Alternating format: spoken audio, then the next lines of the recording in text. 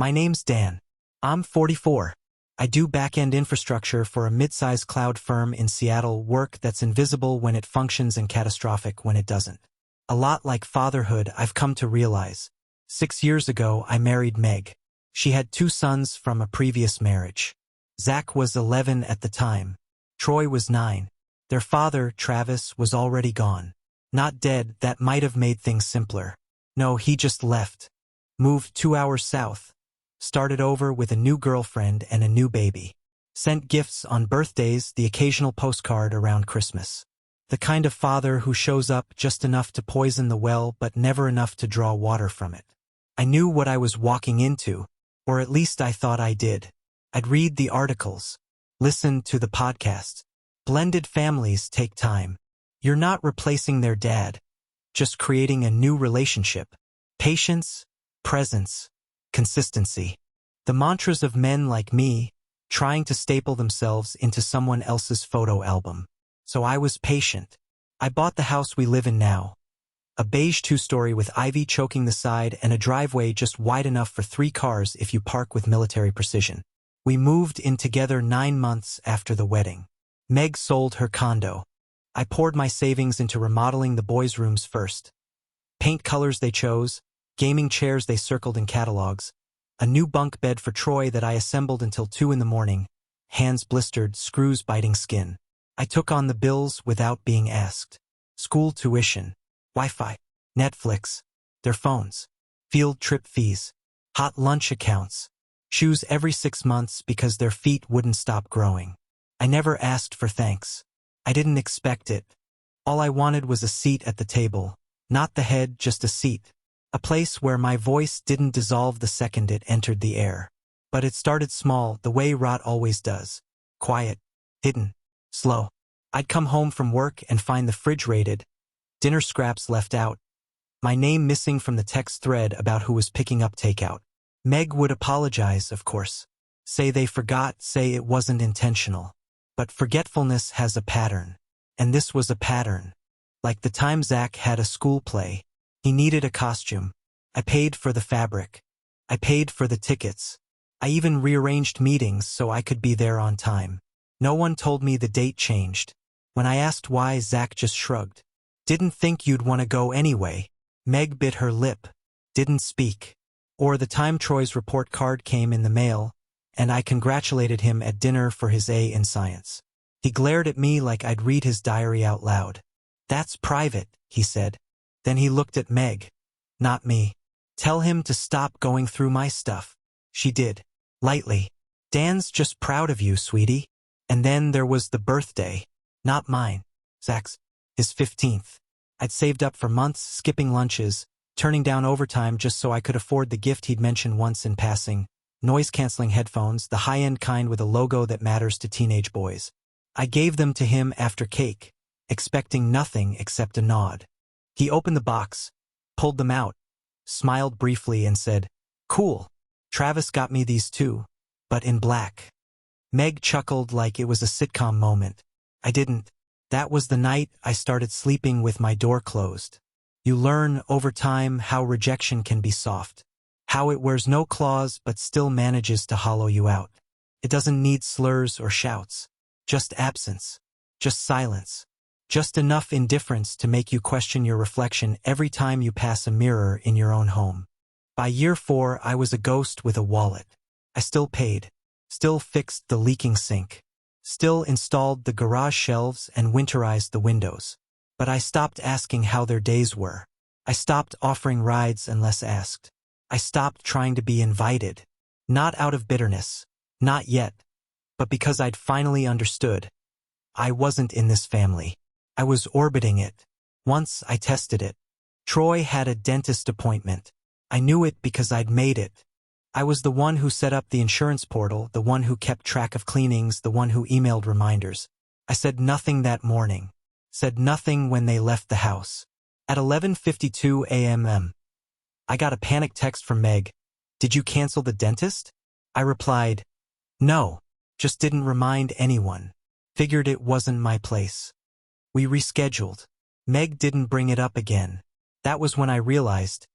They didn't see me. They saw the things I did. The food, the gas, the passwords to the streaming accounts. But not me. Not Dan, the man who chose them. Not the stepfather who worked weekends so Zach could have driving lessons and Troy could join that robotics club he lost interest in 3 weeks later. I don't say this to make myself a martyr. I say it because there's a kind of loneliness that doesn't come from being alone. It comes from living inside a house full of people who look through you, who speak around you, who tolerate your presence like background noise, not worth muting but never really heard. There were other cracks. I could name 100, but one stands out. Dinner 2 months before the therapy session. I don't even remember what we were talking about. Something stupid, a viral video maybe, or who forgot to do dishes. Zach interrupted me mid-sentence. You don't have to explain stuff, dude. You're just Meg's husband. The words were tossed like a paper napkin. Not heavy, not sharp, but still they landed. And when I looked at Meg, expecting, hoping for some reaction, she just laughed nervously and changed the subject. That laugh rang louder than the insult. That laugh was a choice. That night I washed the dishes alone. The boys had vanished upstairs. Meg said she had a headache. I stood at the sink, hands in suds, staring out the window at the backyard I'd mowed the day before. My reflection stared back from the glass. Middle-aged, gray at the temples. A man who'd spent thousands of dollars and 6 years of his life to be called just Meg's husband. That was the night I stopped correcting anyone when they left me out of plans. That was the night I stopped expecting thanks. That was the night I realized I didn't live in a home.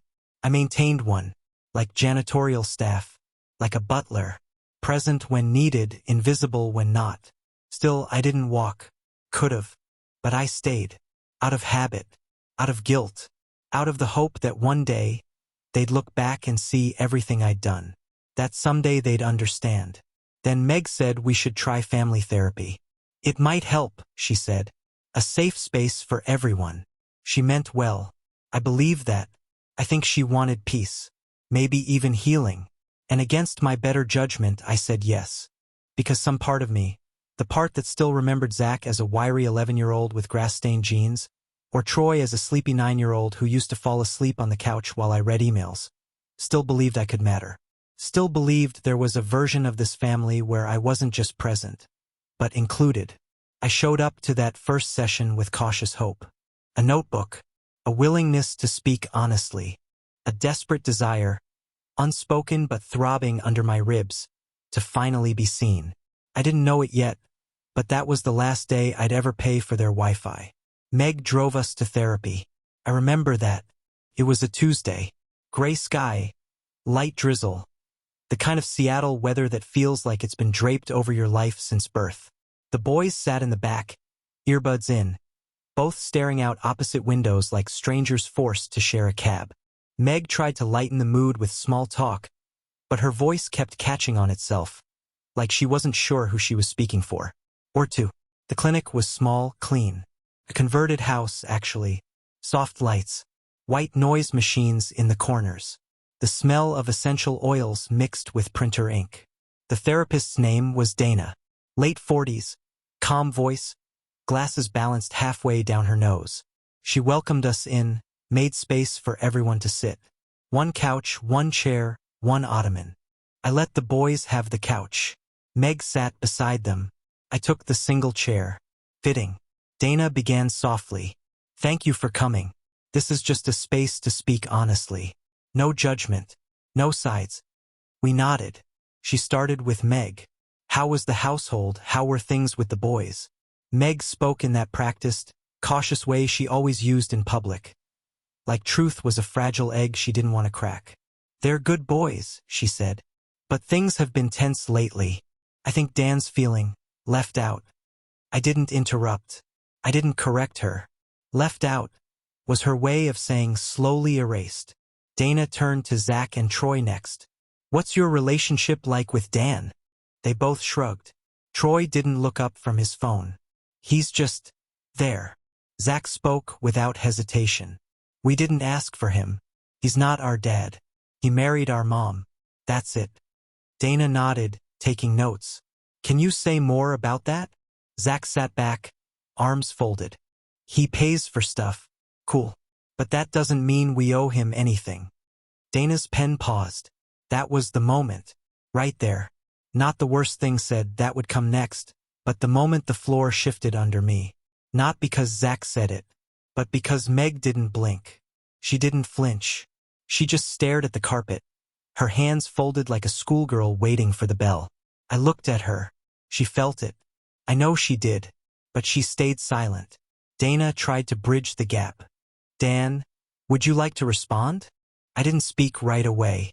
I was watching Troy now, still scrolling his phone, dead-eyed and detached, like even being in the same room as me was a chore. That's when he said it, without lifting his head, without a hint of emotion. We don't respect him, and we never will. Meg didn't say a word. The sentence landed like wet concrete in my chest. Thick, heavy, final. I exhaled, slow. Then I smiled. Not wide, not cruel. Just enough to let them know I understood something now that I hadn't before. I turned to Dana and said, quietly, "Thank you. That's all I needed." Then I stood up. Meg looked at me startled. "Dan." I cut her off with a glance. "I've heard enough." I didn't raise my voice. I didn't slam the door. I just walked out. In the car, I didn't speak. Neither did Meg. The boys didn't notice or didn't care. I stared out the passenger window, and for the first time in 6 years, I didn't feel like I was in the wrong home. I felt like I had just escaped one. That night, I sat at the kitchen table after everyone went to bed, opened my laptop, pulled up my accounts. There was no rage, no vindictive fury, just stillness. And in that stillness, I began to pull back. The gym memberships canceled. The Spotify family plan gone. Xbox Live expired. Wi-Fi? I dropped the speed to the bare legal minimum. Just enough for emails and homework if they got clever. The rest buffering. I paused their school payments, the field trip fund, the Uber account tied to my card, the Amazon Prime Meg used without ever thanking me. I didn't announce it. The silence would speak for me. The next morning, Zach said the Xbox wouldn't connect. Troy came downstairs with his laptop in hand, grumbling about lag. Meg tried to load a recipe and got a timeout error. I said nothing. 3 days later, Meg confronted me. "Dan, did something happen with the internet?" I looked up from my coffee. "No, just adjusted the plan." She frowned. "You didn't say anything." "I didn't think I had the right," I said flatly. "After all, I'm just your husband. Nothing more." Her mouth opened, closed. She didn't argue. She knew. By Friday, the boys finally noticed. Zach stormed into the kitchen. "Why the hell did Xbox Live get canceled?" Troy followed behind. "My school portal won't load. I've got homework due." I looked at both of them. Calm. Even. "You said you didn't respect me. You said I was just the guy who pays for stuff. So I stopped." Zach scoffed. "That's so petty." "Is it?" I asked. "Or is it honest?" He turned to Meg. "Seriously." She didn't meet my eyes. "We'll talk later." That night, I received 3 texts from Meg. Long, wordy, trying to explain. I didn't respond. She came into the bedroom later, sat on the edge of the bed. "Canceling everything. It's not helping." I stared at the ceiling. "Neither did pretending everything was fine. You're punishing them. I'm giving them what they asked for. A house without me in it. You're still here." "Not really." She didn't have an answer to that. She left the room. The next morning, the therapy office emailed. "Your next family session has been canceled. Let us know if you'd like to reschedule." We didn't. That weekend, I didn't do chores. I didn't refill the gas. I didn't mow the lawn or repair the back door hinge that had been loose for a month. I sat. I watched. I let the silence grow legs and walk around the house like a ghost they'd invited in. And still no apology. No ownership. Just confused anger and half-hearted questions. All aimed at Meg. Never me. Like I'd become furniture that moved itself. But that Monday something shifted. Troy came into my home office. No phone. No sarcasm. No teenage armor. Just him. He hovered at the doorway, uncertain. I need to ask you something. I didn't look up. Go ahead. Why's the water bill under Mom's name? But you're the one paying it? I paused. Then I turned to him. Because it's my money. Her name was just easier with the old account. That's how a lot of things are set up. He nodded. Slowly. His eyes scanning the receipts pinned to my corkboard. The spreadsheet on my monitor. My notebook with columns labeled gas, insurance, utilities, groceries, tuition. He didn't say another word. Just nodded again and left. The next morning, there was a piece of paper on my desk. Folded neatly. I opened it. Sorry for what I said in therapy. I didn't know. That was all. No name. No signature. But it was enough to know who wrote it. I didn't tell Meg. I didn't tell Zach. I just folded it again, tucked it into the drawer with the warranties and tax documents. And for the first time since I moved into that house, I felt something new. Not peace, but gravity, control. The slow return of weight to the spine that had been hollowed out by years of disrespect. I hadn't yelled. I hadn't begged. I had just stopped giving. And the silence was doing all the talking I'd never been allowed to. By the second week, the walls began to echo. That's the only way I can describe it, the absence of noise with meaning. No more laughter from the living room. No yelling up the stairs. No half-hearted jokes over dinner. Just muffled footsteps and doors opening and closing like rituals performed without belief. Even the fridge sounded louder. Meg tried to keep things normal. She cooked. She reminded the boys about their assignments. She made small talk over meals, mostly with herself. The boys answered with shrugs, single syllables, eyes glued to their screens. They used to ignore me out of contempt. Now they ignored everything. Something had changed. They were noticing the air wasn't circulating. Troy stopped asking for rides. He stopped asking for anything, actually. I saw him at the bus stop one morning. Hoodie up, backpack sagging off one shoulder. I had offered him a ride a dozen times before all this. He used to roll his eyes. That day, he didn't even look toward the car. Zach grew restless in new ways. Doors slammed more often. He hovered near the kitchen, flipping the light switch like it might fix something else. One night, the microwave reset and the clock flashed, 12 o'clock, for 3 hours. No one touched it. I left it blinking. The gym I built in the garage sat cold. Weights untouched. Pull-up bar collecting dust. I'd spent 2 weekends sanding and sealing that floor. They never said thank you. Just asked why I didn't insulate the ceiling. One afternoon, I walked in and flipped the light on. Stood there for a while, listening to the hum of what I'd built. Then I shut the door. I'd stopped paying for their streaming services by then. Netflix was the first to go. Then Spotify. Then the family gaming plan. Zach came downstairs one evening and waved the TV remote like it was broken. It says the account's inactive. I didn't look up from my book. Yeah. He waited. I didn't elaborate. Did you cancel it? I turned a page. You told me I was just the guy who pays for stuff, so I'm not paying anymore. He opened his mouth, closed it again, then turned and walked away. I felt nothing. Not victory. Not guilt. Just the calm of someone no longer auditioning for a part they'll never be cast in. Meg noticed the shift, too. Not just in me. In the house. The tension stopped being subtle. Dinner used to be avoidance. Now it was friction. Words scraped against each other. Breaths felt measured. I could feel the boys waiting for Meg to say something, to fix it. But she didn't. She was trying to read the manual to a machine that never came with instructions. One night she did try. We were alone in the kitchen, plates still warm in the sink. The boys had retreated to their caves. Meg leaned against the counter, arms folded, eyes scanning me like she was searching for the man I used to be. This can't keep going, she said. I rinsed a fork. It's already going. They're teenagers. They say stupid things. I set the fork down. No. Teenagers forget birthdays. They skip homework. They sneak out past curfew. Saying you'll never respect someone? That's not stupid. That's deliberate. They didn't mean it. Then why didn't you say that in the room? She blinked. What?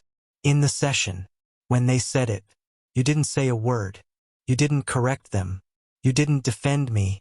She looked away. I was shocked. No, I said, drying my hands. You agreed. You didn't say it, but you agreed.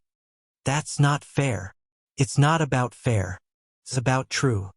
She looked like she might cry, but she didn't. That was Meg's gift. Staying composed just long enough to avoid cleaning up the mess she helped make. I left the kitchen. She didn't follow. The next morning, the grocery app pinged me. Meg had tried to reorder the usual cereal, energy drinks, some expensive shampoo Zach insisted on. The charge bounced. I pulled the card the night before. Not out of spite. Out of clarity.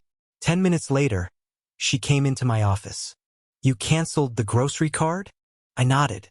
It was tied to my account. We need food. There's a household account. You can move money into it. Her eyes narrowed.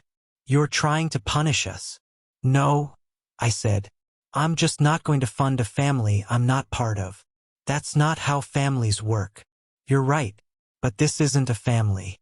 It's a dependency. That ended the conversation. 3 days later, Troy came into the office again. No fanfare. Just a knock and a quiet step inside. He had a paper in his hand. What's this? I asked. House stuff. From your spreadsheet. I copied the bills. Power, water, garbage. And I tried to calculate who uses what. I took the paper.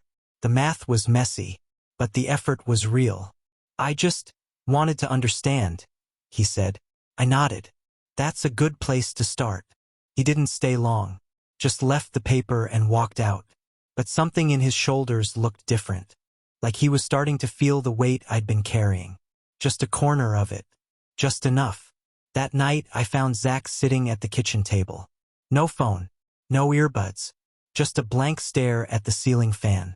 He didn't speak when I walked in. I didn't either. I made coffee. Sat down. After a while, he said, Mom told us you're not paying for school stuff anymore. I nodded. Correct. He didn't argue. Didn't lash out. Just sat there, chewing on his thoughts.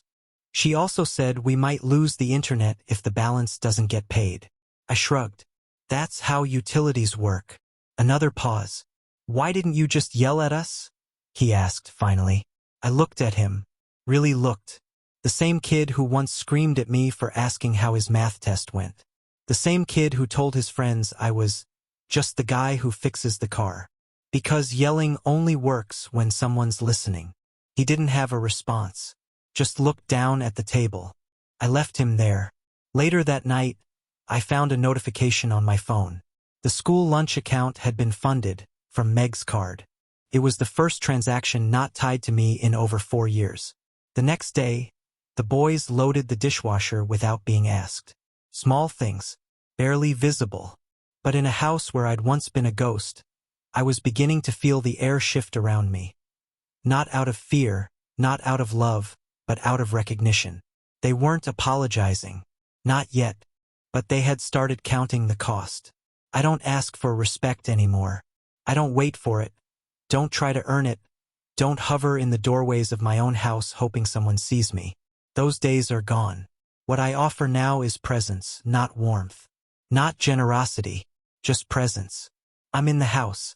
I live here. I pay what's necessary to keep the lights on and the roof dry. Beyond that, nothing is owed. Respect, it turns out, has to cost something. And for years, I gave it away like junk mail. There was no single moment of apology. No dramatic dinner table confession. What came instead was slower, quieter, a change in behavior, not because they loved me, but because they realized they couldn't function without the things I used to do without praise or permission. Zach started folding laundry. Didn't announce it. Just did it. I passed by the hall one day and saw him standing by the machine, separating whites from colors like it was some ritual he'd always known.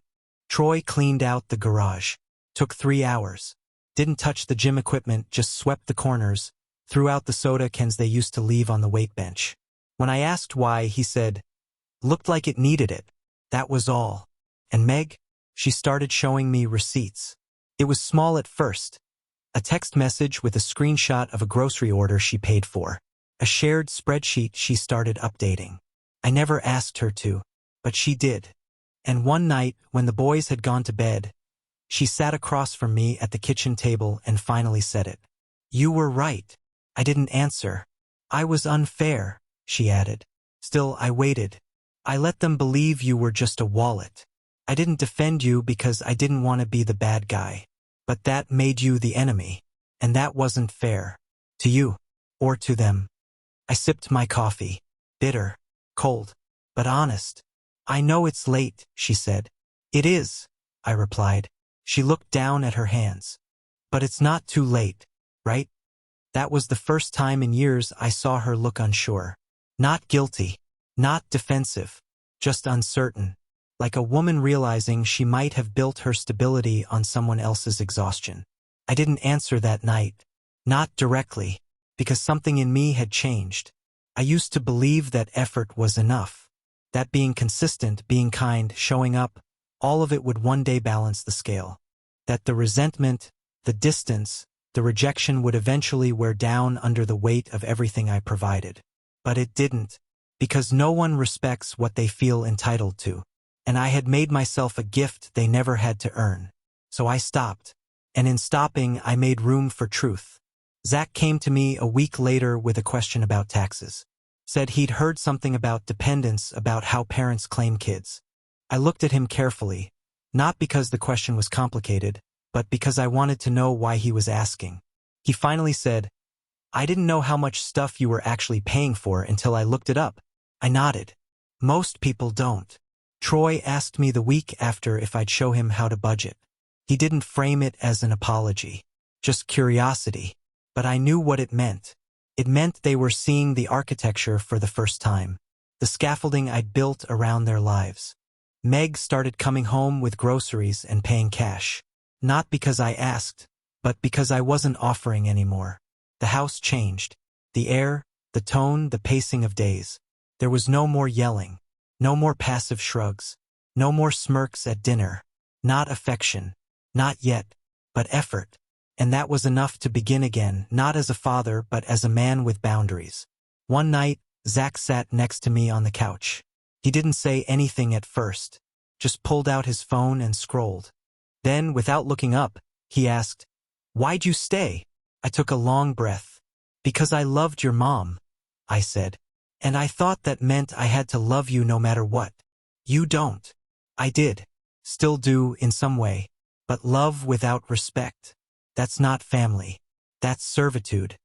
He nodded slowly, let the silence sit. Then he said something I didn't expect. I think I wanted to hate you, because it was easier than thinking my real dad just didn't care. I didn't reply.